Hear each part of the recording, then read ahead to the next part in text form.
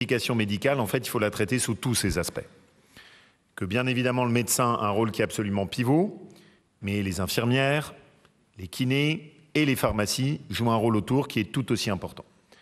Au moment de la crise du Covid, vous le savez, notre région a beaucoup travaillé avec les pharmaciens et je veux ici remercier Olivier Rosaire, le président de l'URPS, qui est un homme remarquable, pharmacien dans la Loire, qui nous a énormément aidés. C'est grâce à lui qu'on a mobilisé les pharmacies sur la fabrication de gel hydroalcoolique, on les a mobilisés sur les campagnes de détection, sur les campagnes de vaccination. Et dans la foulée de ça, on s'est dit, c'est dommage de s'arrêter. Et donc, on a souhaité regarder ensemble comment est-ce qu'on pouvait continuer à œuvrer et réfléchir sur le rôle des pharmacies. Et Olivier nous a alerté sur deux choses. La première d'abord, c'est le manque de collaborateurs. Il manque à peu près dans les années à venir 10 000 collaborateurs pour nos pharmacies. Donc l'objectif, c'est de sensibiliser nos jeunes par le biais de l'agence de l'orientation pour les inciter à partir sur des vocations médicales orientées en direction des métiers de la pharmacie. Donc ça, c'est notre premier enjeu. Et notre deuxième enjeu, c'est de défendre les pharmacies en zone rurale. Et là, l'évolution est très préoccupante. Parce que on voit des baisses parfois dans l'Allier de 30% des pharmacies en zone rurale, dans le Cantal, en Haute-Loire, en Ardèche, dans certaines parties de l'Ain, sur certains secteurs de la Drôme, sur des secteurs les plus reculés de l'Isère. Et donc, on a un vrai enjeu dessus. L'idée, c'est de faciliter les transmissions et de faciliter aussi l'investissement de ces pharmacies pour les aider à conforter leur rôle. Par exemple, sur des outils de télémédecine. Par exemple, sur l'acquisition de véhicules qui permettent de déployer les pharmacies sur des secteurs un peu plus vastes. Et on va tester, puisque l'objectif est d'avoir des tests qui soient menés en commun. Par exemple, pour moderniser les outils des pharmacies. Et aussi pour pouvoir faciliter la transmission. Caroline, en ce moment, où est Caroline ?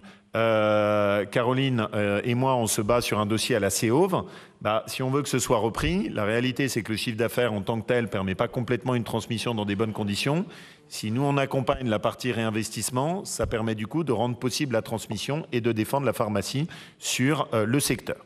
Je vois tout de suite que ça fait réagir. L'objectif est de tester moins 30% de pharmacies en zone rurale. On n'a pas le droit de rester immobile.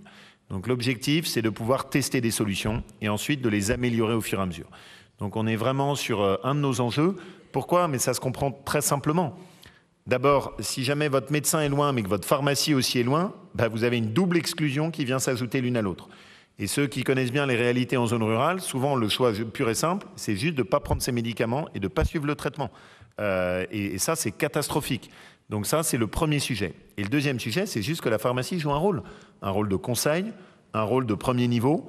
Et donc, il faut qu'on puisse fortifier ce rôle de nos pharmacies dans nos zones rurales. Donc c'est un plan auquel je crois beaucoup. Maintenant, et c'est pour ça que j'ai bien aimé l'intervention de M. Blanchon, je pense que notre dispositif est un peu trop compliqué. Et comme souvent d'ailleurs, on pond un truc et puis il est trop compliqué. Il y a des critères de partout, il y a des machins, et je pense qu'il faut au contraire faire plus simple. Et je suis aussi d'accord avec la notion de seuil. La seule chose, c'est que pour l'instant, on l'a travaillé avec l'URPS. Et donc ça me gêne parce qu'on l'a vraiment fait avec un travail commun. Donc ce que je propose, c'est qu'on se donne un an pour voir ce que ça donne et qu'ensuite on travaille ensemble dans le sens que vous posez, M. Blanchon, qui est très juste, plus simple. C'est-à-dire pas commencer à dire, tiens, on finance uniquement telle ou telle dépense. On laisse les pharmaciens choisir, c'est eux qui savent. Pas fixer un seuil de niveau de chiffre d'affaires qui est trop bas. Parce que moi, une pharmacie qui rayonne sur une zone rurale qui est vaste, elle a peut-être un chiffre d'affaires qui est important, mais si elle s'effondre, elle emporte tout. Et donc, il faut l'accompagner aussi. Donc, je pense qu'il faut qu'on ouvre un peu nos contours pour faire plus simple, plus efficace et pas trop se mettre des bâtons dans les roues et des seuils de partout. Donc moi, ce que je propose, c'est qu'on se donne un peu l'expérimentation, on voit ce que ça donne, on fait le point après, et ça nous permettra de répondre aux questions que vous posez. Moi, j'ai exactement eu la même réaction que vous, M. Blanchon, en regardant le dispositif. Donc je suis totalement aligné avec votre intervention. Alors, on passe maintenant aux amendements. Monsieur Joyeux, l'amendement numéro 10.